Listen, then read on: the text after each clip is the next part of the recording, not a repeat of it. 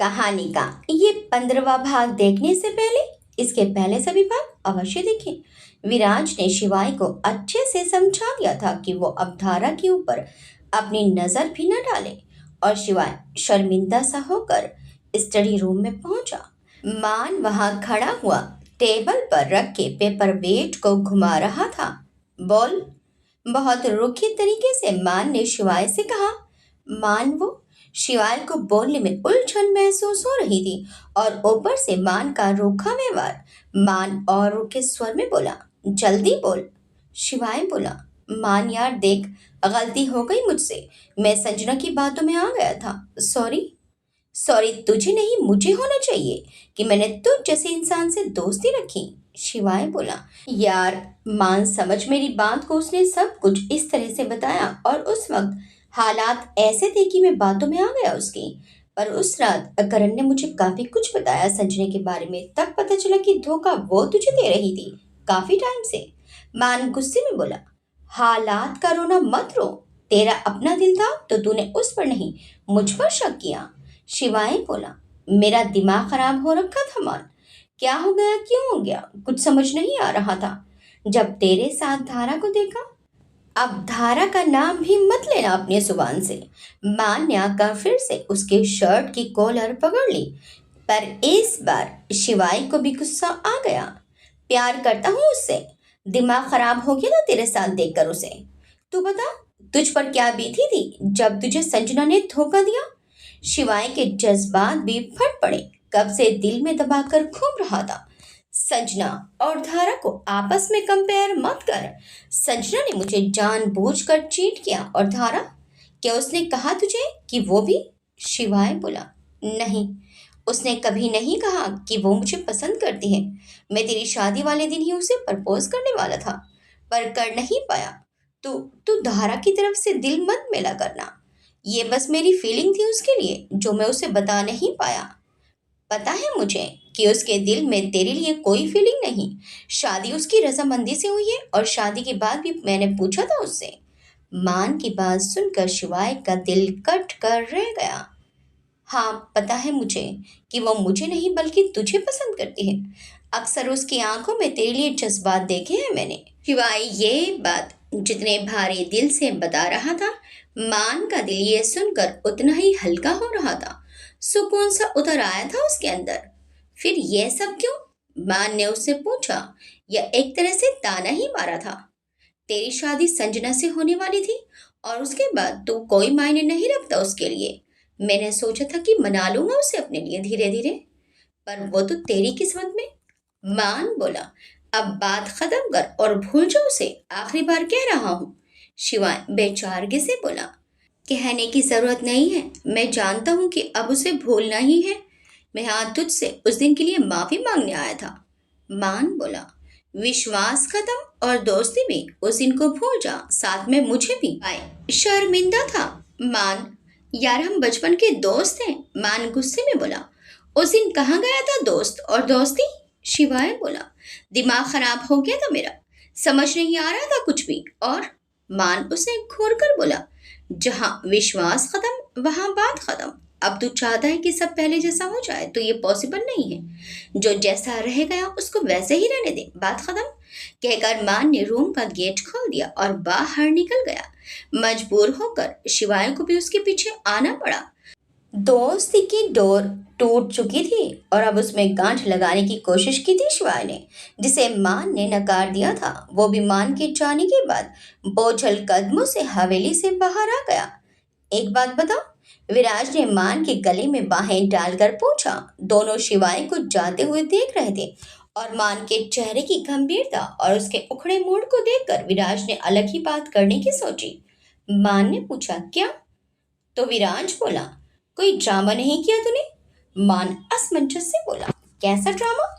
अरे वही ना जो इस सिचुएशन में होता है। तेरी और धारा की शादी अचानक हुई है तो ऐसे में तो हीरो हमेशा दुनिया को आग लगा दूंगा के जोन में रहते हैं, बात नहीं करते, अपनी बीवी से कमरे में नहीं आने देते, तोड़ फोड़ करते हैं, लड़ते झगड़ते हैं। विराज मजे में हाथ घुमा घुमा कर पूछ रहा था और मान अपनी जेब में हाथ डाले उसे देखे जा रहा था। तो आप क्या चाहते हैं मैं भी वही करूं? टीवी सीरियल वाले ड्रामेबाजियां? विराज उसे छेड़ते हुए बोला। हाँ यार, यानी मैं ये नहीं चाहता कि तू धारा से लड़े या कुछ और, पर देख होती है ना ऐसी उम्मीद। तू समझ रहा है ना? मान बोला। समझ रहा हूँ मैं आपकी बात। सीरियल ज्यादा देख रहे हो वही सब घर में भी चाहिए, पर ये नहीं होने वाला, समझे? विराज उसे अजीब तरह से देखकर बोला। वही तो पूछ रहा हूँ मेरे समझदार भाई कि तूने वो सब क्यों नहीं किया। मान बोला। क्यों करूं बताओ? अगर मैं कुछ भी करता सारा इफेक्ट धारा पर पड़ता, जिसकी कोई गलती ही नहीं थी। मैं उससे क्यों झगड़ा करूं? न उसने मुझे धोखा दिया, न उसका कोई लेना देना। जो कुछ हुआ उससे उल्टा उसने तो इस परिस्थिति में हमारी मदद की है, तो बदले में कमरे से निकाल कर या उसे अपने बेड से अलग करके कहीं और सोने पर मजबूर कर बेइज्जत करूं? वह पत्नी है मेरी, हक है उसका मुझ पर और कमरे पर, और किसी धोखेबाज इंसान की याद में मैं उसके साथ ज्यादती तो कभी नहीं करने वाला। भैया सॉरी, मुझसे ये उम्मीद तो बिल्कुल भी मत करना। विराज बोला। मेरा भाई इतना समझदार है मुझे पता नहीं था। मान मुंह बनाकर बोला। काफी सारी बेवकूफियों की उम्मीद है आपको मुझसे। विराज बोला। तेरी उस वक्त की हालत देखकर मुझे यही लगा था, तेरी सोच भी तो वैसी होने लगी थी। मान बोला। हाँ, पर दादू का धारा को किए वादे और धारा की मासूमियत ने मुझे ये सब करने से रोक दिया, और अब इस एक हफ्ते में उसके साथ रहकर ये सब समझ आ गया जो अभी आपसे कहा। विराज मुस्कुराकर बोला। यानी मेरा तुम दोनों को वहां भेजने का प्लान सक्सेसफुल हुआ? जी। मान सहमति से सिर हिलाता हुआ विराज के साथ अंदर चला गया। इस सब की आदत डाल लो धारा। धारा के पीछे खड़े मान ने धारा को टोका, तो उसने पलटकर अपने पीछे खड़े मान को देखा। बिल्कुल पहले की तरह सजा धजा ब्लैक ऑफिस सूट में मान उसके पीछे खड़ा था। बदली हुई तो वो भी सबको दिखी, मांग में सिंदूर डाले और गले में छोटा सा मंगलसूत्र पहने। आज उसने साड़ी पहन रखी थी, जॉर्जेट की लाइट वर्क साड़ी पहनी थी उसने। कैसा लगा अपना नया केबिन? माँ ने धारा से शौकी के साथ पूछा। यकीन था कि वो खुश हुई होगी। साथ में टेबल पर रखी नेम प्लेट को सीधा करके रखा। धारा के पूरे नाम के साथ उसकी पोस्ट भी लिखी थी। फाइनेंस डिपार्टमेंट का हेड बना दिया गया था उसे। इस सब की क्या जरूरत थी? धारा उलझन से सब देखते हुए बोली। तो माँ ने पूछा, तुम्हें अच्छा नहीं लगा? तुम्हारी जगह कोई और होता तो खुशी से पागल हो जाता। धारा बोली। मैं बाहर ही अच्छी थी, अपनी उसी पुरानी जगह पर। मैं वहां से भी काम कर सकती थी। मान बोला। पता है, पर वो काम तुम यहाँ से भी कर सकती हो। हाँ, पर अजीब सा लग रहा है। बाहर धारा ने महसूस की थी अपने साथ काम करने वाले सभी साथी एम्प्लॉय की नजरें एक हसद थी सबकी आंखों में उसे लेकर, पर अब वो चाहकर भी कुछ बोल नहीं सकते थे। उनके साथ काम करने वाली एक मामूली सी लड़की जो अभी कुछ महीने पहले ही यहाँ आई थी, वो अचानक ही इस कंपनी की मालकिन बनने के साथ साथ उनकी बॉस बन चुकी थी। अब तो नाम भी नहीं ले सकते थे, सबने उसे मैम कहकर ही ग्रीट किया था। वो बेबस सी हंसकर सबसे मिलती हुई अपनी पुरानी जगह जा रही थी जब सुमेर जी ने उसे वहां जाने से रोका और इस केबिन की तरफ लेकर आए। बड़े जोरों शोरों से वेलकम हुआ था आज दोनों का। शुरू में कुछ दिन अजीब सा लगेगा धारा, फिर धीरे धीरे आदत हो जाएगी। मान ने समझाया। वो उसका मुरझाया हुआ चेहरा देख रहा था। साथ में बाहर होती सभी बातों का उसे भी इल्म था। धीरे धीरे सब ठीक हो जाएगा, मान ने समझाया तो वो मुस्कुरा दी। फिर अपने काम में लग गई जिसकी उसे आदत थी बरसों से। बिना काम किए कब उसका मन लगने वाला था, तो खुद के लिए ही हिम्मत कर सबका सामना करने का मन बना लिया। इधर संजना इंटरव्यू के लिए आई हुई थी। संजना, डॉक्टर बेदी ने पीछे से उसे पुकारा था। वो विजिट पर आई हुई थी इस हॉस्पिटल में जिसमें संजना ने अभी इंटरव्यू दिया था। यहाँ कैसे? उनको बड़ा आश्चर्य हुआ था उसे यहाँ देखकर। अभी कुछ दिनों पहले ही तो गई थी वो दूसरे शहर में, उन्होंने उसका ट्रांसफर करवाया था उसकी खुद की रिक्वेस्ट पर। वो मैम इंटरव्यू के लिए आई थी। सही बताना पड़ा। यहाँ क्यों? अभी कुछ दिन पहले ही तो तुमने हॉस्पिटल ज्वाइन किया था, उसका क्या हुआ? संजना आंखों में नमी लाते हुए बोली। मैम, वो मेरा ही दिल नहीं लग रहा था। वहां पर घर की बड़ी याद आती है। बचपन से यही रही हूं तो वहां मन नहीं लग रहा। बताते हुए आंखों से दो चार आंसू निकल आए। डॉक्टर बेदी उसके आंसू देख कर दुखी हो गई। वो उसे तसल्ली देते हुए बोली, ओह सजना, रो मत प्लीज। आंसू ने अपना काम किया था। मैं समझ सकती हूँ तुम्हारी तकलीफ। मैं बात करती हूँ तुम्हारी यहाँ, तुम चिंता मत करो। वैसे तुम्हारी इंटर्नशिप पूरी नहीं हुई थी ना? संजना बोली, नो मैम, शादी की वजह से अधूरी रह गई थी। सारा दोष शादी पर डाल दिया। डॉक्टर बेदी को दिल से बुरा लगा। ओह, ये शादी तो तुम्हारा करियर ही ले डूबी। बहुत गलत हुआ है तुम्हारे साथ। उनकी सिंपैथी का असर होने लगा था संजना पर। वो और बेचारी बनकर उनके सामने खड़ी थी। डॉक्टर बेदी ने उसे सलाह दी, तुमने कोई एक्शन क्यों नहीं लिया उन लोगों के खिलाफ? होंगे बड़े लोग अपने घर के, तुम्हें अपने राइट्स के लिए लड़ना चाहिए संजना। संजना बेचारी बनकर बोली, मैं इस वक्त बहुत अकेली हूँ मैम। कोई मेरा साथ नहीं दे रहा। मेरी मम्मी ने भी मुझसे नाता तोड़ दिया। सारे बैंक अकाउंट्स ब्लॉक करवा दिए। मैं अपनी सेविंग और ज्वेलरी सब गवा चुकी हूँ। अब खाली हाथ कैसे कुछ कर पाऊंगी? उसने अपनी बेबसी का रोना रोया। डॉक्टर बेदी को हैरानी हुई सुनकर कि उसकी मम्मी ने उससे नाता तोड़ लिया। तुम्हारी मम्मी ने क्यों तुमसे रिलेशन तोड़ दिया? उन्हें तो तुम्हारा साथ देना चाहिए। इस सवाल पर झेप गई थी संजना। वो अटकते हुए बोली, वो उनको मेरी प्रेगनेंसी का पता चला तो वो बहुत नाराज हुई। परिवार में भी सबने मुझे धुतकार दिया, शादी से पहले प्रेग्नेंट होने की वजह से। झूठ के पांव नहीं होते और संजना बिना पांव के झूठ पर सवार होकर दौड़े जा रही थी। जो भी समझ आया बोल दिया। डॉक्टर बेदी बोली, बहुत गलत किया है उस मान शेखावत ने संजना तुम्हारे साथ। तुम्हारा फायदा उठाया शादी से पहले, तुमको प्रेग्नेंट करके आखिरी टाइम पर छोड़ दिया और अपनी दूसरी गर्लफ्रेंड से शादी कर ली। इतनी पढ़ी लिखी होकर भी तुम ये सब कैसे सह रही हो? संजना उनके सामने अपनी बेबसी के आंसू बहा रही थी। डॉक्टर बेदी उसके आंसू देखकर पिघल गई। रुको तुम, मैं कुछ करती हूँ। मुझे बड़ा गुस्सा आ रहा है उन शेखावतों पर। कितने घटिया लोग हैं, हम छोड़ेंगे नहीं उन्हें। कहते हुए उन्होंने किसी को कॉल किया। तुम चिंता मत करो संजना, मैंने बात कर ली है तुम्हारे लिए। मेरी एक फ्रेंड है जो एक एनजीओ चलाती है तुम जैसी लड़कियों के लिए। हम मिलकर उस मान शेखावत को अब सबक सिखाएंगे।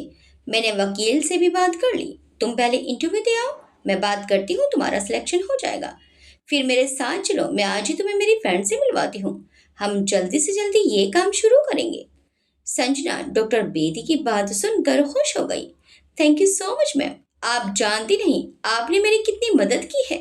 संजना हाथ जोड़ते हुए बोली, अगर मुझे वापस मेरा मान मिल जाता है तो मैं आपका ये एहसान कभी नहीं भूलूंगी। मुझे उस घर में अपनी जगह वापस चाहिए मैम, वो भी पूरे हक और रिस्पेक्ट के साथ। डॉक्टर बेदी संजना की बात सुनकर और भी मोटिवेट हो गई। ये हुई ना बात संजना, बस अपने इरादे पक्के रखना और देखना हम क्या क्या करते हैं तुम्हारे लिए। उस मान शेखावत को तुम्हें अपनाना ही पड़ेगा। उसकी वो शादी हम खारिज करवा कर ही मानेंगे और उस लड़की की जगह मान शेखावत को तुम्हें अपनी पत्नी मानना होगा। उनकी जोश भरी बातों से संजना की आंखें चमक उठी।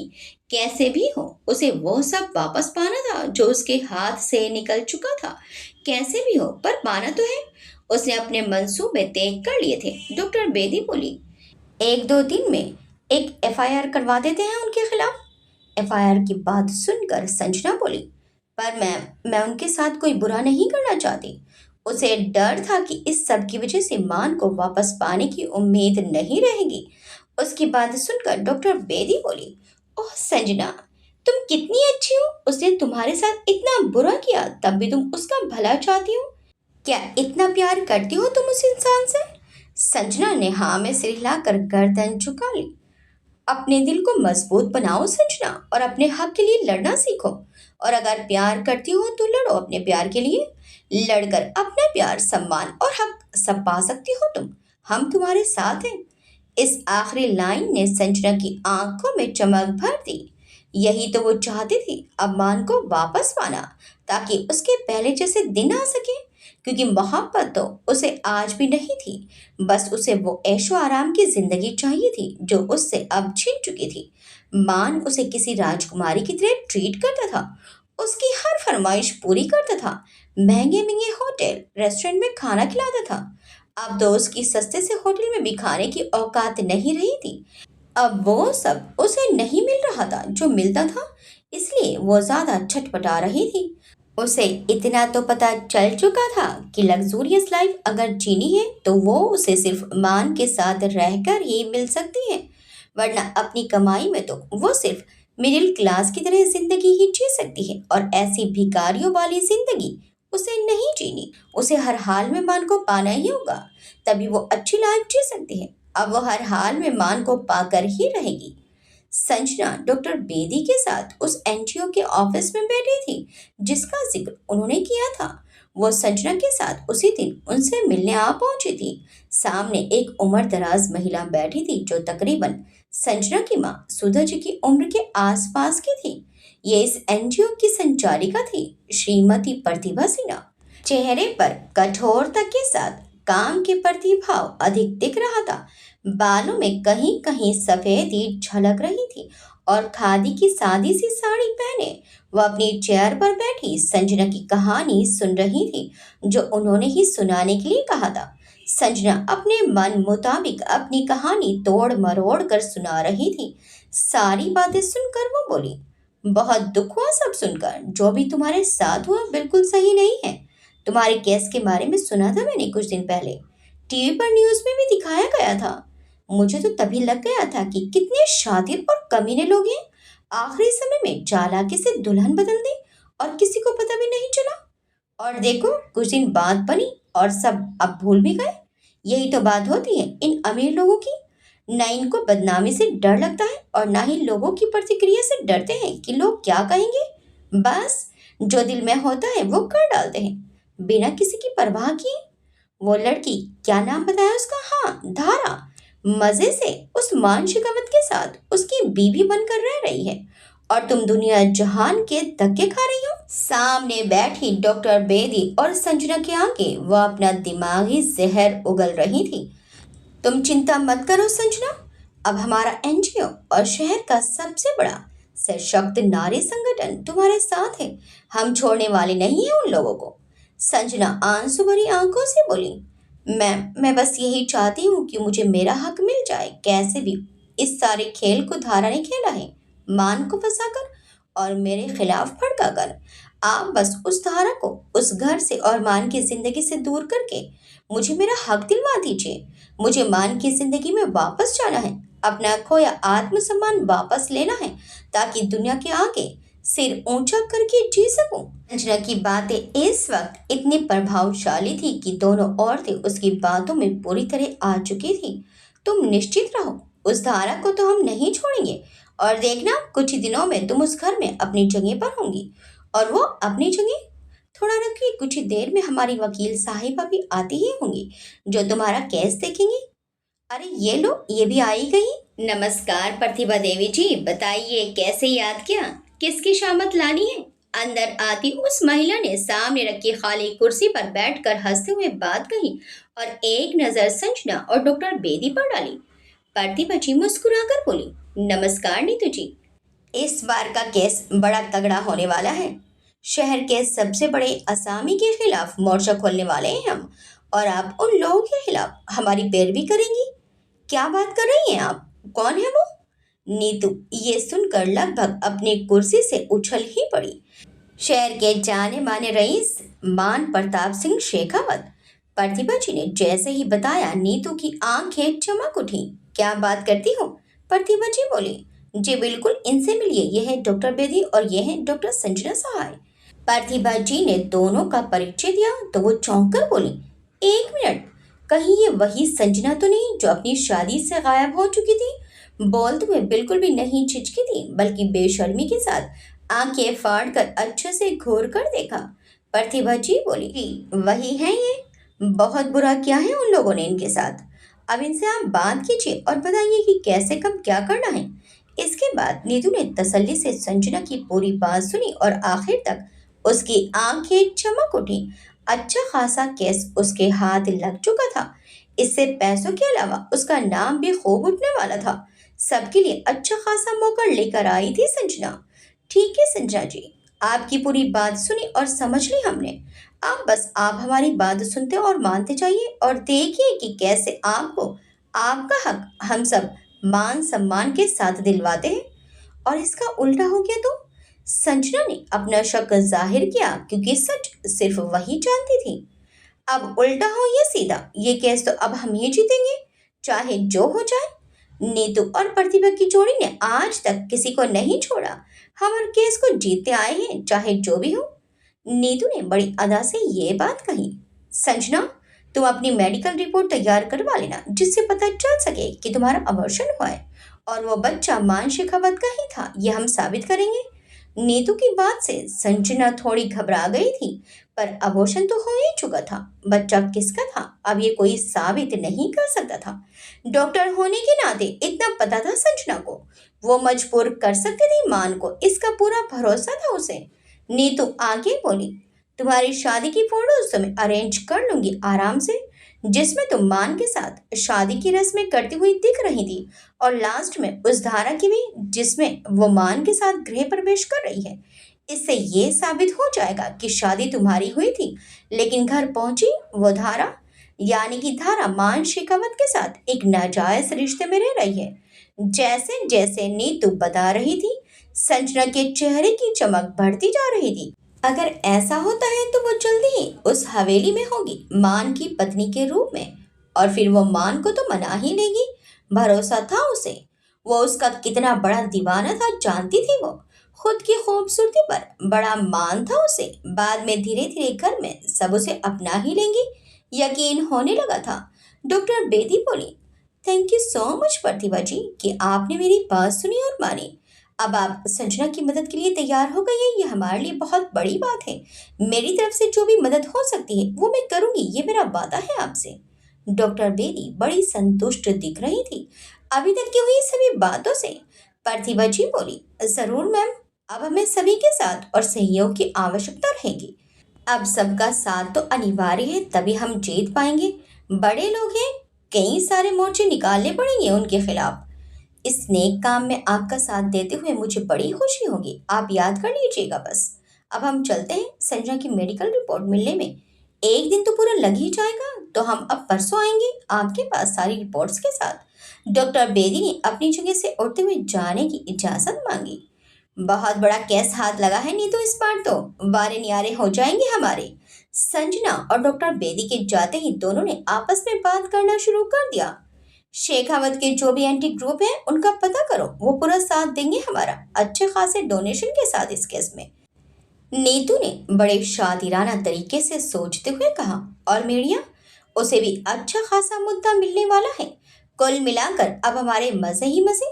प्रतिभा आंखें नचाते हुए बोली, वैसे एक बात है, ये संजना मुझे कहीं से भी इतनी सीधी नहीं लगी कि कोई इसे घर से निकाल कर बाहर कर दे और ये आसानी से हो भी जाएगी। वो तो है, मुझे भी ये लगा था इसके आंसू मगरमच्छ वाले लगे, पर हमें क्या, हमें तो अपने होने वाले फायदे पर ध्यान देना चाहिए। प्रतिभा ने नीतू की तरफ मुस्कुराते हुए कहा। दोनों आगे की प्लानिंग करने लगी। इधर ऑफिस में धारा अपने कैबिन में थी। चेहरा थकान से उतरा हुआ है या लोगों की बातें सुन सुनकर। सामने बैठे विराज ने धारा से पूछा तो धारा बोली, ऐसा कुछ नहीं है भैया, बस सिर में दर्द है थोड़ा सा। चेहरे पर हल्की सी मुस्कान लाते हुए धारा ने विराज की तरफ देखा और फाइल बंद कर एक तरफ रख दी, जिसमें वो कब से उलझी हुई थी। समझ रहा हूँ तुम्हारे सिर दर्द को। लोगों को नजरअंदाज करने की आदत डाल लो धारा, इतना ध्यान दोगी तो जी नहीं पाओगी। ऑफिस में होती बातें कानों में पड़ रही थी, साथ ही एकदम से उसकी पोजीशन का बढ़ जाना लोगों की जलन का सबब बना हुआ था। मैं कोशिश कर रही हूँ भैया, पर विराज बोला, पर सबको साथ लेकर चलना है ना। सब कुछ वापस पहले जैसा नहीं हो सकता धारा, और तुम क्यों चाह रही हो कि सब तुमसे पहले की तरह ही व्यवहार करें, पहले जैसे ही रहे। अब वो तुम्हें सिर्फ धारा कहकर नहीं पुकार सकते, उन्हें तुम्हें मैम बोलना ही पड़ेगा। हमें उन पर राज नहीं करना, पर ये डिसिप्लिन का एक हिस्सा है धारा, इससे मर्यादा बनी रहती है। वो अगर तुम्हारे साथ पहले की तरह फ्रेंडली रहेंगे तो क्या तुम उनसे सख्ती से काम के लिए कह पाओगी? कहोगी तो कुछ सुनेगा तुम्हारी? नहीं ना, न सुनेंगे न मानेंगे, फिर काम कम होगा और लेट होना शुरू हो जाएगा। अब जिस पोजीशन पर तुम हो, तुम्हें उनको उनकी गलती पर समझाना और डांटना भी पड़ेगा, और अच्छे काम पर अप्रिशिएट भी करना होगा, बिल्कुल किसी बड़े की तरह। तो ये सब पहली वाली धारा बनकर नहीं कर सकती। वो धारा उनकी सहकर्मी थी, और अब ये वाली धारा इस कंपनी का हिस्सा है, इसके मालिक की बहू है और फाइनेंस डिपार्टमेंट की हेड है, जिसकी बहुत सी जिम्मेदारियां हैं। इस परिवर्तन को स्वीकार करो धारा, तुम्हारी झिझक देख रहा हूं मैं। वो क्या सोच रही, ये काम तुम मत करो, तुम अपना काम करो बस। जी भैया, थैंक यू समझाने के लिए, मैं काफी उलझन में थी। धारा के चेहरे पर मुस्कान आ गई। विराज के समझाने पर उसे बहुत कुछ समझ आ गया था कि बदलाव क्यों जरूरी है। विराज बोला, हाँ तुम्हारी सारी उलझनें समझ रहा हूँ मैं, पर अभी तुम्हें ये बताने आया था कि परसों मान का बर्थडे है। ओह सच में, मुझे तो पता ही नहीं था। धारा सुनते ही चहक गई। Again thank you so much भैया बताने के लिए। विराज ने उसे खुश देखकर कहा, मुझे लग रहा था कि तुम्हें नहीं पता होगा, इसलिए बताने चला आया। अब सोच लो कि क्या कुछ करना है। जो भी हेल्प चाहिए, मैं और परिणीता दोनों हैं, तुम प्लान बना लो।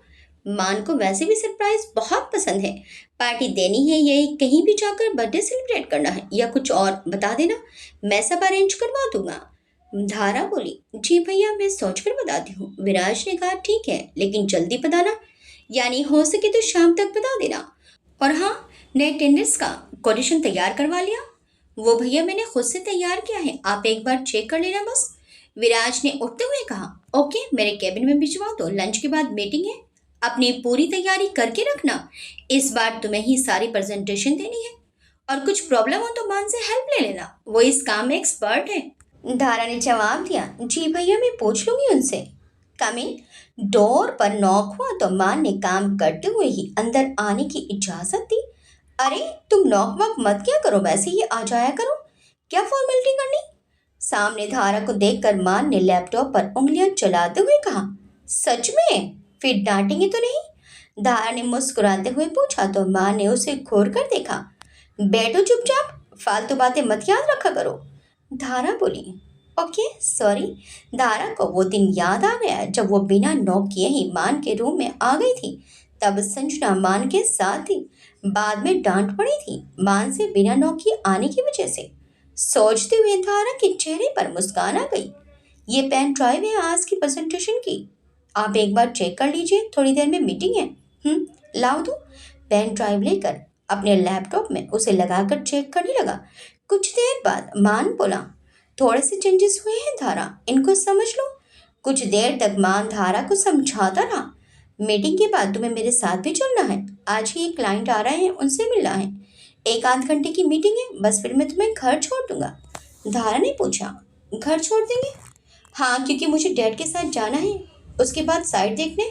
धारा ने उठते हुए कहा, ओके मैं चलती हूँ, टाइम हो रहा है मीटिंग का, बेस्ट ऑफ लक। मान ने उससे प्यार से कहा तो धारा भी मुस्कुरा कर थैंक यू कहकर चली गई। धारा की आज पहली प्रेजेंटेशन थी ऐसे head of the department. Meeting बहुत अच्छी रही, थैंक यू। मुस्कुराते हुए धारा अभिवादन करके चली आई। तुमने तो कमाल ही कर दिया, पहले ही मीटिंग में सारे इम्प्रेस हो चुके हैं तुमसे। कार में ड्राइविंग सीट पर बैठे मान ने धारा की तारीफ करते हुए कहा, अरे मेरे अकेले की तारीफ मत करो, सभी ने साथ दिया था मेरा, 2-3 बार अटक भी तो गई थी। बान बोला, हाँ पर तुमने पता नहीं चलने दिया किसी को, सबको यही लगा तुम या तो पानी पीने के लिए रुकी हो या कुछ उठाने के लिए। गुड, ये बात बहुत मायने रखती है कि तुम खुद को कैसे संभालते हो। पता नहीं चलने दिया कि नर्वस हो रही हो। मान की बात सुनकर धारा मुस्कुरा दी। गाड़ी एक होटल के आगे आकर रुकी और दोनों नीचे उतरे। होटल को देखकर धारा के चेहरे पर हैरत के भाव आ गए, पर उसने तुरंत खुद को नॉर्मल कर लिया बिना कुछ ज्यादा सोचे और गाड़ी से नीचे उतर आई। यह वही होटल है ना जिसमें तुमने संजना को वंश के साथ देखा था? धारा को हैरत हुई ये जानकर कि मान को पता था। हाँ ये वही होटल है। दारा को बताते हुए झिझक हो रही थी। उसे वे दिन याद आ गया जब उसने संजना को वंश की बाहों में देखा था। चलो अंदर, क्लाइंट इंतजार कर रहे होंगे, देर हो जाएगी मीटिंग में। मान का व्यवहार उसे हैरत में डाल रहा था। वो ऐसे दिखा रहा था जैसे उसे कोई फर्क ही नहीं पड़ा हो किसी भी बात का। कुछ सोचते हुए धारा भी मान के पीछे होटल के अंदर चली गई। तकरीबन 1 घंटे बाद दोनों होटल से वापस बाहर आए। मीटिंग खत्म हो चुकी थी। बाहर निकलते ही मान से एक आदमी आकर जोर से टकराया। शायद जल्दी में था और सॉरी बोलते हुए सीधा दूसरी गली की तरफ निकल गया। शायद बहुत जल्दी में था वो। मान को समझ नहीं आया कि क्या हुआ। उसने जाते हुए व्यक्ति को देखा जो कुछ पल में ही उसकी आंखों के आगे से ओझल हो चुका था। फिर अपनी गाड़ी की तरफ चल दिया। धारा ने पूछा, क्या हुआ? तो मान बोला, कुछ नहीं, एक आदमी था, जल्दी में भागता हुआ आया और मुझसे टकरा गया, फिर सॉरी बोलकर चला गया। 1 मिनट। मान को कुछ अजीब से लगा। कुछ सोचते हुए उसने अपनी पॉकेट चेक की। शिट। मान वापस कार से बाहर निकला। क्या हुआ? धारा ने हैरान होकर पूछा। मेरा मोबाइल। वो आदमी बड़ी सफाई से मेरा मोबाइल चोरी करके ले गया। ओह गॉड, अब क्या? धारा ने पूछा। वो तो गायब हो गया। उसके पीछे जाने से कोई फायदा नहीं। पहले उसकी एफआईआर करवाते हैं, उसके बाद बैंक जाना होगा, अकाउंट ब्लॉक करवाने, फिर सिम को भी बंद करवाना पड़ेगा। मान ने कार पुलिस स्टेशन की तरफ घुमा ली। इधर वो आदमी फोन लेकर संजना के पास पहुंच चुका था। जी हाँ, ये फोन संजना ने ही चोरी करवाया था। लीजिए मैडम, आपका काम हो गया। मोबाइल से ज्यादा कीमत चाहिए मुझे इस काम की, क्योंकि मोबाइल बहुत महंगा है। वो आदमी अपने हाथ फैलाए खुलकर काम के साथ सामान की भी कीमत मांग रहा था। संजना बोली, देखो, पैसा तो मेरे पास एक्स्ट्रा नहीं है और जितने में बात हुई थी तुम्हें उतने ही लेने पड़ेंगे। वो आदमी बोला, पर मैडम इतना रिस्क लिया, आपके वास्ते इतना तो बनता है ना। तुमसे पैसा नहीं लेकर यदि ये फोन में बाजार में बेच दूं तो इससे ज्यादा पैसे मिल जाएंगे मेरे को। संजना बोली, नहीं नहीं, ऐसा थोड़ा ही होता है, अपनी बात हुई थी और मेरे पास ज्यादा पैसे भी नहीं है और ये फोन तो मुझे चाहिए ही था। तुम ले लोगे तो फिर क्या फायदा हुआ मुझे ये काम करवाने का? आदमी बोला, देख लो मैडम, अब अपन ने जो बोल दिया सो बोल दिया, ये फोन चाहिए मतलब चाहिए। संजना गुस्से में बोली, अरे हमारी बात हुई थी और अब तुम अपनी बात से पलट रहे हो। ईमान नाम की कोई चीज नहीं है क्या? क्या मैडम, किससे ईमान की बात कर रही हो? एक पॉकेट मार से? और कौन कर रहा है जो खुद चोरी करवा रही है? चोर ने हंसकर मजाक उड़ाया। मेरे को नहीं मालूम मैडम, मेरा तो दिल आ गया इस फोन पर। संजना का दिमाग खराब होने लगा था उस आदमी से बहस कर करके। आसपास से निकलते सभी का ध्यान अब उन दोनों पर जाने लगा था। कोई पहचान ना ले इसलिए उसने फोन उसको देने का मन बना लिया। वैसे भी काम हो जाने के बाद वो फोन उसके किसी काम का नहीं था। संजना बोली, ठीक है, पर फिर भी मैं भी तुम्हें पैसे आधे ही दूंगी और फोन तुम्हें एक दिन बाद मिलेगा। कल यहीं इसी जगह मिलना और फोन ले लेना। संजना दूसरे दिन फोन देने का वादा करके वहां से चली गई। अब उसे अपनी मेडिकल रिपोर्ट भी लेनी थी। बस 1-2 दिन और मान मेरा, फिर हम वापस पहले की तरह रहा करेंगे और इस बार मैं तुम्हें शिकायत का कोई मौका नहीं दूंगी। सोचते हुए ही संजना के चेहरे पर मुस्कान आ गई। इधर धारा अपने कमरे में एक्वेरियम के पास बैठी रंग बिरंगी मछलियों को निहार रही थी। अभी कुछ देर पहले ही वो परिणीता के साथ मान के बर्थडे की प्लानिंग करके आई थी कि उसे कैसे और क्या करना है और क्या गिफ्ट वो मान के लिए लेकर आएगी। पूरा प्रोग्राम सेट करके वो अभी अपने रूम में आई थी। आज वो बहुत खुश थी। मान का बर्थडे वो पहली बार मना रही थी। अपने नसीब पर उसे बड़ा रश्क होता था कि क्या ही अच्छा किया होगा उसने कि चाहने भर से ही मान का साथ और इतना प्यारा परिवार उसे मिल गया। वरना तो मन में मान के प्रति भाव उठने से पहले ही उसने उन्हें दबा लिया था। वो उसकी हैसियत में नहीं था पर नसीब में लिखा था। सोच दे। और एक्वेरियम में रंग बिरंगी मछलियों को देखकर धारा के चेहरे पर मुस्कान बनी हुई थी कि तभी मान कमरे में आया तो धारा उसे देखकर बोली, आ गया? तुम सोई क्यों नहीं अभी तक? काफी रात हो चुकी है। मान साइड में रख के सिंगल सोफे पर बैठ गया और अपनी टाई ढीली कर उतार कर साइड में रख दी।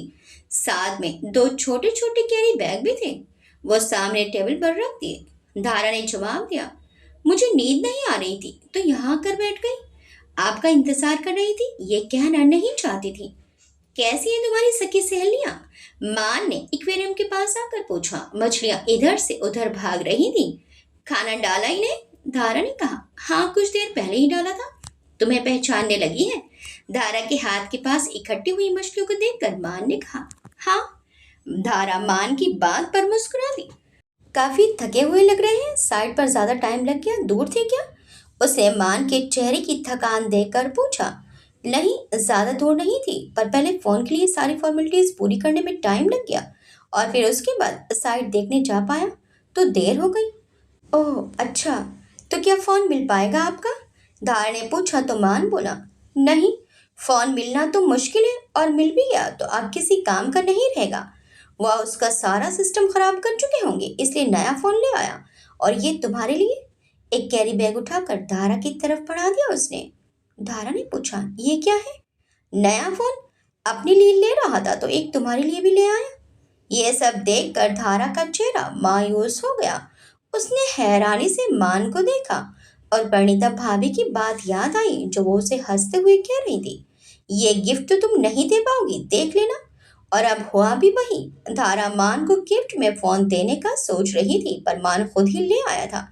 अब नई प्लानिंग करनी पड़ेगी गिफ्ट की। सोचते से ही मुंह उतर गया। क्या हुआ? बिना देखे ही अच्छा नहीं लगा क्या? खोल कर तो देखो। मान ने धारा के चेहरे को देखकर कहा। उसे लगा कि नया फोन देखकर खुश हो जाएगी धारा, पर चेहरे के भाव तो कुछ और ही कह रहे थे। धारा बोली, नहीं ऐसी बात नहीं है, पर मेरे पास तो है ना अपना फोन। काफी पुराना हो गया है, अब बदल लो।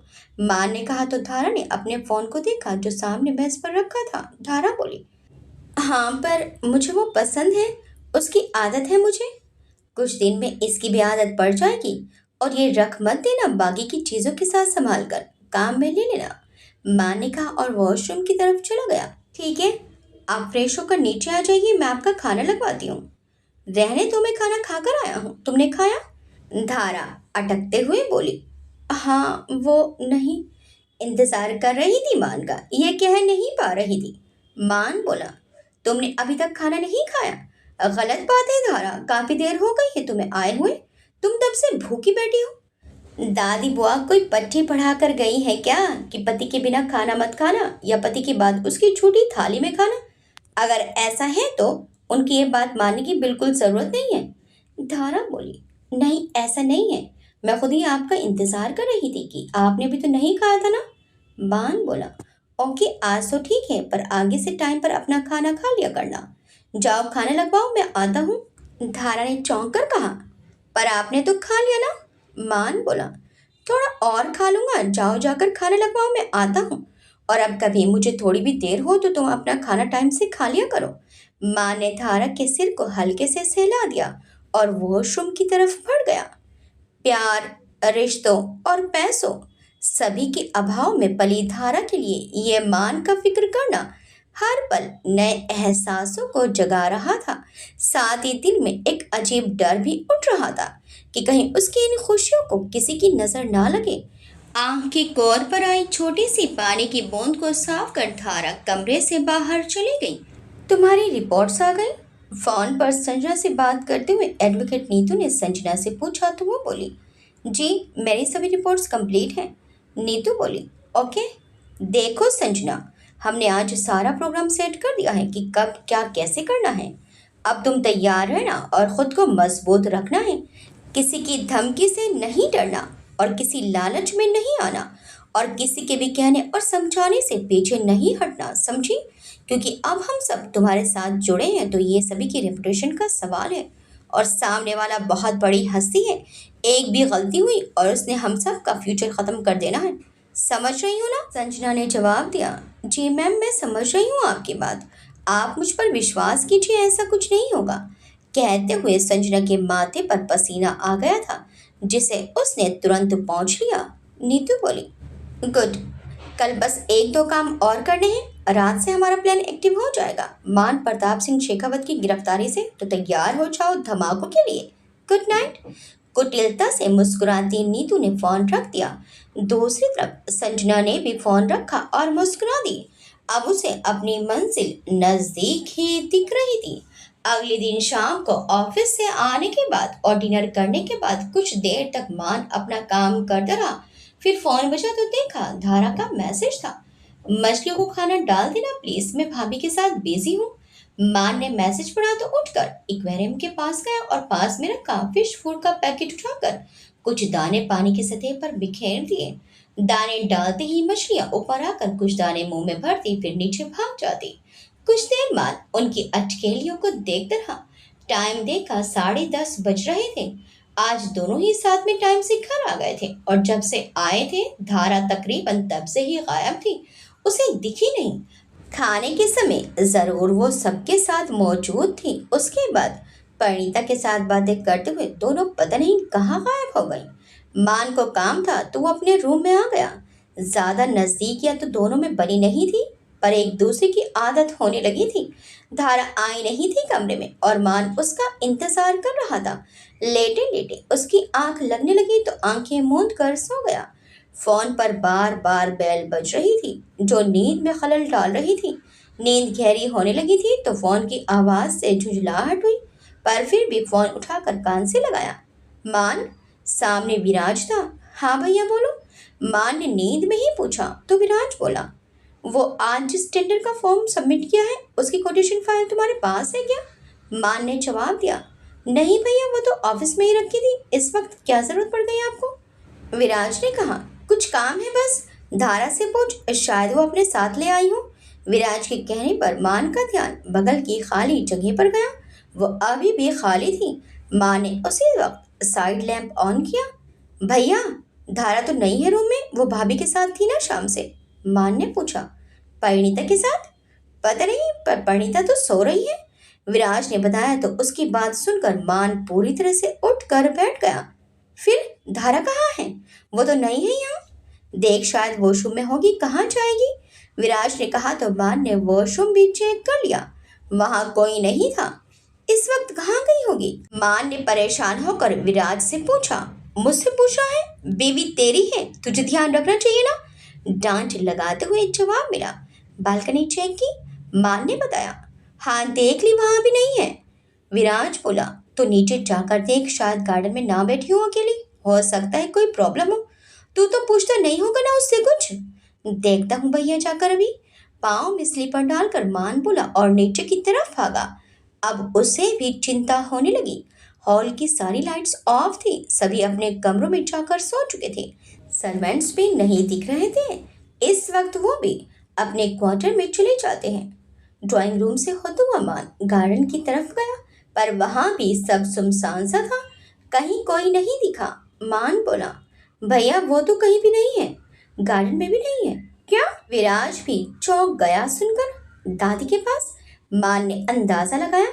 हालांकि दादी का रूम बंद था और लाइट भी ऑफ ही लग रही थी। विराज बोला, वो तो कब की सो चुकी।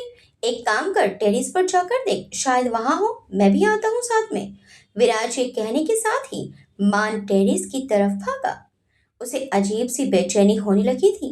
इतनी रात को कहाँ जा सकती है? अगर वहां भी नहीं हुई तो? मान टेरिस पर आया। यहाँ भी अंधेरा था और सन्नाटा पसरा था। मान ने एक नजर चारों तरफ देखा। कुछ अजीब सी फीलिंग हुई। सामने कुछ हिलता सा देखा। लगा कोई दीवार से लगकर खड़ा है। कहीं ये धारा तो नहीं? पर इतनी रात में अकेली छत पर अंधेरे में क्या कर रही है? सोचते हुए मान उस साये की तरफ बढ़ा। धारा? उसने आवाज लगाई। उस साये ने मुड़कर देखा। मान पास आया। धारा ही थी। धारा? उसने और नजदीक आकर पुकारा। धारा ने मान की तरफ देखा और मुस्कुरा दी। मान धारा से कुछ और पूछता उसके पहले ही एक जोर का धमाका हुआ, जैसे कुछ फटा। मान ने तुरंत इधर उधर देखा। हैप्पी बर्थडे की आवाज के साथ पूरा टेरेस रोशनी से नहा गया। चारों तरफ रंग बिरंगे चमकीले स्पार्कल्स हवा में उड़ रहे थे। मान भौचक्का सा खड़ा सामने देखता रहा, जहां उसका पूरा परिवार मुस्कुरा कर तालियों के साथ उसे खड़े होकर बर्थडे विश कर रहे थे। विराज भी वही था जो कितनी देर से उसे भ्रमित कर रहा था और अब सबके साथ मिलकर मान को चकित करने में जुटा था। सारे उसके नजदीक आ गए और हैप्पी बर्थडे की गूंज के साथ मान को जन्मदिन की बधाइयां मिलने लगी। मान के चेहरे पर हैरानी के साथ ही बड़ी सी मुस्कान भी आ गई। ओह गॉड, क्या बेवकूफ बनाया आप सबने मुझे। तेरा बेवकूफ नहीं बल्कि तेरा बर्थडे बनाया। देख कितने अच्छे से इंतजाम किए हैं बहू ने, सरस्वती जी ने पास आकर कहा। तब मान ने देखा पूरा टेरेस सजा हुआ था खूबसूरती के साथ। जन्मदिन की ढेर सारी शुभकामनाएं मेरे बच्चे। सरस्वती जी ने मान को अपने गले लगाते हुए बर्थडे विशेष दी और उसका माथा चूम लिया। मान ने उनके पांव छू लिए। फिर रघुवीर जी और सुमेर जी के भी पांव छुए। सुमेर जी कुछ देर तक मान को गले लगाकर उसकी पीठ सहलाते रहे, अपने बेटे के सुखी जीवन की कामना करते और आशीर्वाद देकर उसे अपने से दूर किया। सभी के चेहरे की मुस्कान बता रही थी कि सब कितना खुश हैं। परिणीता और विराज दोनों ने साथ में चिल्लाते हुए हैप्पी बर्थडे विश किया। उसके साथ ही धारा ने केक लाकर सेंट्रल टेबल पर रख दिया। भैया सच बताना, आप डर गए थे ना? परिणीता ने पूछा तो मान उसकी तरफ घूमकर कुछ कहता उसके पहले परिणीता बोली, ये सब आपकी बीवी का प्लान था, मेरी इसमें कोई भागीदारी नहीं। परिणीता ने हंसते हुए धारा की तरफ इशारा कर दिया, जो केक में कैंडल लगाने में व्यस्त थी। परिणीता के कहते ही मान ने धारा की तरफ देखा और उसी वक्त धारा की नजर भी मान से जा मिली। दोनों एक दूसरे को देखकर मुस्कुरा दिए। मान को अब समझ आया धारा के गायब होने का राज। धारा ने आंखों से मान को केक की तरफ इशारा किया। कुछ देर बाद मान नैपकिन से अपना चेहरा साफ करते हुए धारा को देख रहा था, जो सामने खड़ी उसे देखकर मुस्कुरा रही थी। सभी अपने रूम में जा चुके थे, इसलिए गायब थी शाम से। मान ने धारा के पास आकर धीरे से कहा। धारा ने बिना बोले हाँ में सिर हिला दिया। मान मुस्कुरा कर बोला, सब तुम्हारी कारस्तानी थी ये? धारा ने हामी भरी। पर इतना कुछ करने के बाद बर्थडे विश तो किया ही नहीं। Happy birthday. आखिर धारा ने भी विश कर ही दिया। थैंक यू सो मच मेरा दिन बनाने के लिए। माँ ने आगे बढ़कर धारा को अपनी बाहों के घेरे में ले लिया और अपने से लगा धारा को देखने लगा। इतने अच्छा सरप्राइज तो आज तक किसी ने नहीं दिया। माँ ने धारा के माथे को चूम लिया। धारा की नजरें झुकने लगी थी। माँ ने उंगलियों से धारा की चिन को पकड़कर ऊंचा किया और निहारने लगा उस चेहरे को, जो दिन पर दिन उसके दिल में बसने लगा था। मान खोने लगा था अपने ख्यालों में और हल्की खुमारी में वो धारा के अधरों की तरफ झुका। धारा की पलकें भारी होकर झुकने लगी और आंखें पूरी तरह बंद हो गई। दोनों अपनी मदहोशी में थे, पर कानों में आधी आवाज जो धीरे धीरे तेज होती जा रही थी, उसने दोनों को होश में ला दिया। मान का ध्यान हवेली के मेन गेट की तरफ गया। धारा की कमर से हाथ हटाकर वो सामने देखने लगा। धारा का ध्यान भी उस ओर गया। पुलिस सायरन की आवाजें तेजी से आने लगी थी। हवेली के मेन गेट पर पुलिस की गाड़ियां आकर रुकी और कुछ अफसर गाड़ी से बाहर आकर गेट कीपर से बातें कर रहे थे और कुछ ही पल बाद एक गेट कीपर भागते हुए हवेली के अंदर आया। धीरे धीरे हवेली के मेन गेट पर गाड़ियों का मजमा लगने लगा। अलग अलग प्रेस और मीडिया हाउस की गाड़ियां आकर लाइन से खड़ी होकर अपने कैमरे सेट करने में जुट गई।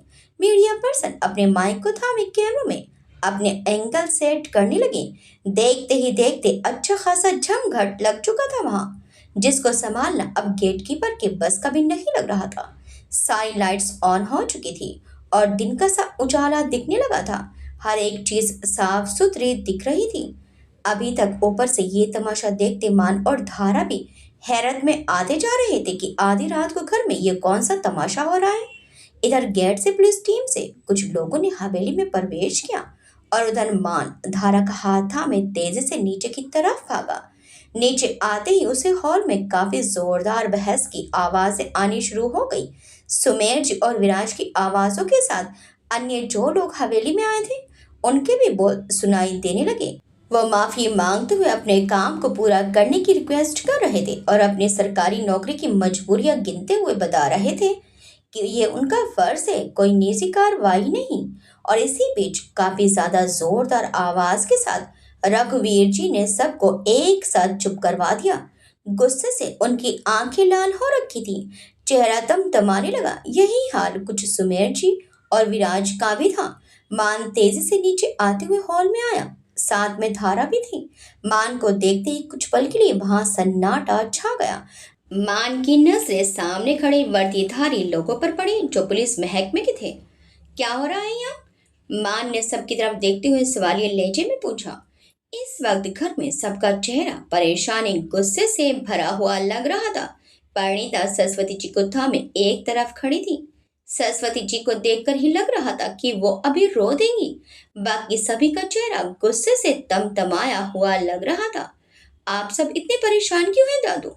माँ ने रघुवीर जी की तरफ आते हुए पूछा। पर वो कुछ कहते उसके पहले ही पुलिस डिपार्टमेंट की तरफ से आए हुए अफसरों में से एक ने आगे बढ़कर मान का हाथ पकड़ना चाहा। उसके हाथ में हथकड़ी थी। You are under arrest mister Maan Pratap Singh Shekhawat. वो अफसर मान की तरफ आगे बढ़ा। हाउ डेयर यू ऑफिसर, मेरे बेटे को हाथ लगाने की हिम्मत भी मत करना। वो कोई चोर उचक्का नहीं है जो आप उसे इस तरह गिरफ्तार करेंगे। लास्ट वार्निंग दे रहा हूँ, पीछे हट जाइए। सुमेर जी के गुस्से से जहां वो ऑफिसर डर कर पीछे हो गया और अपने आसपास खड़े बाकी पुलिस वालों को देखने लगा, वहीं मान भी हैरान सा सारा तमाशा देख रहा था। उसकी गिरफ्तारी सुनकर ही मान को ताज्जुब हुआ था। सर आप प्लीज समझिए, यह हमारा फर्ज है, हमें करना पड़ेगा। ऊपर से कार्रवाई हुई है, हम पर भी प्रेशर है, वरना हम इस तरह आधी रात को आपको परेशान करने नहीं आते। वो ऑफिसर लगभग गिड़गिड़ा ही रहा था। एक मिनट, मान बीच में ही चिल्ला पड़ा। कोई बताएगा कि मामला क्या है, क्यों मेरी गिरफ्तारी के लिए आए हैं, ये सब भरी आधी रात के वक्त। मान भी अब गुस्से से दहाड़ पड़ा। सर, मिसेस संजना मान प्रताप सिंह शेखावत ने आपके खिलाफ धोखाधड़ी की शिकायत दर्ज करवाई है। उनके अनुसार आपने उनसे शादी से पहले संबंध बनाए, उन्हें प्रेग्नेंट किया और शादी होते ही मिस धारा के कारण उन्हें धक्के मार कर निकाल दिया और उनके बजाय आपने मिस धारा को नाजायज तरीके से अपनी पत्नी घोषित कर उनके साथ रहने लगे। बान के चेहरे पर हैरान के भाव तो आए, पर उसने खुद को शांत बनाए रखा। संजना गिरने की कोई हद नहीं छोड़ रही थी उसकी नजरों में और मामला पूरी तरह समझ आ चुका था। पहले तो आप कुछ करेक्शन कीजिए अपने बोलने के लहजे में। मैसेज संजना मान शेखावत नहीं, सिर्फ मिस संजना सहाय, वो मेरी पत्नी नहीं है। और मिस धारा बोलने की तो हिम्मत भी मत कीजिएगा, क्योंकि वो मिसेस धारा मान प्रताप सिंह शेखावत है, मेरी पत्नी, इस घर की छोटी बहू। अब मान उनके आगे खड़ा था। इस इल्जाम से डर तो उसके चेहरे पर नाम मात्र का भी नहीं दिख रहा था, बल्कि उसकी बात सुनकर ऑफिसर ने ही घबराहट में अपने गले से थूक गटका था। सॉरी सर, ये नाम हमने खुद से नहीं बोला, बल्कि खुद मिसेस, मेरा मतलब मिस संजना ने खुद लिखवाया है अपनी रिपोर्ट के साथ। उन्होंने खुद को आपकी पत्नी बताया है और मिसेस धारा को आपकी मिस्ट्रेस। वो ऑफिसर पूरा बॉल भी नहीं पाया था कि मान ने उसका गला पकड़कर उसी वक्त दबोच दिया, जिससे उसकी आवाज गले में ही अटक गई और आंखें बाहर आने को ही। साथ में कोई मान को ना रोकते हुए बल्कि रघुवीर जी और सुमेर जी भी उसके ऊपर चढ़ दौड़े और उस पुलिस ऑफिसर की मदद के लिए बागी के डिपार्टमेंट के लोग आगे आए। बड़ी मुश्किल से गला छुड़ाकर उसे पीछे किया। हिम्मत कैसे हुई आपकी इस घर की बहू के लिए इस तरह के शब्दों का इस्तेमाल करने की? सुमेर जी ने उसे धमकाया, पर वहां खड़ी तारा का पूरा वजूद कांप गया। अपने लिए ये शब्द सुनकर लगा जैसे कानों में किसी ने शीशा पिघलाकर उड़ेल दिया हो।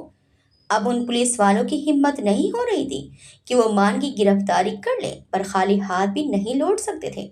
बीच में एक ऑफिसर ने अपने सबसे सीनियर ऑफिसर को कॉल लगा दिया था। मामला उनको भी पता था और उसकी गंभीरता को समझते हुए वो इस परिस्थिति के लिए तैयार बैठे थे, तो तुरंत ही वो भी हवेली पर पहुंच गए। आगे क्या होगा? अब शेखावत परिवार क्या करेगा? क्या मान अरेस्ट हो जाएगा? संजना और क्या क्या गुल खिलाने वाली है? दारा अब क्या करेगी? वो मान के बिना खुद को कैसे संभालेगी? क्या संजना की वजह से हालात और भी ज्यादा बिगड़ जाएंगे? क्या संजना धारा को अपने रास्ते से हटाने की कोशिश करेगी? देखिए इस कहानी के अगले भाग में। आपको ये कहानी कैसी लगी हमें कमेंट्स करके जरूर बताइएगा। वीडियो अच्छी लगी तो वीडियो को लाइक शेयर सब्सक्राइब करना मत भूलिएगा। मिलते हैं इस कहानी के अगले भाग में। Till then bye bye.